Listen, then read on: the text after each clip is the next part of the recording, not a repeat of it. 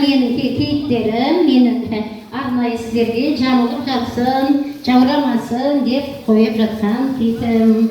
Ал бұйырсын барлықтарыңызға ыстық денелеріңізде тоссын, жаурамаңыздар.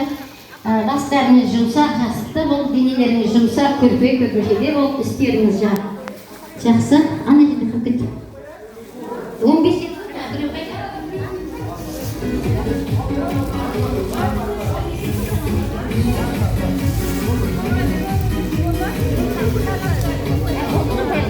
ол бәріне жетті ғой. Болды, барлықтарына.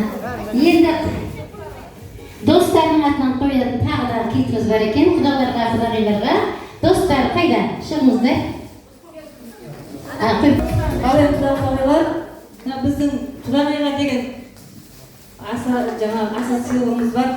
Ет табақ, құдалардан ауылында той болсын, көргеніміз той, жегеніміз қой болсын деп Құдай қаласа, ет асылсын, түйе сойылсын деген ниетпен ет табағымыз, бас қоятын табағымыз. Барғаннан кейін тақырыппен шай ішесіздер, Құдай қаласа, той өтмесін ауларыңызда. Ал енді қариялар бата беріңіздер.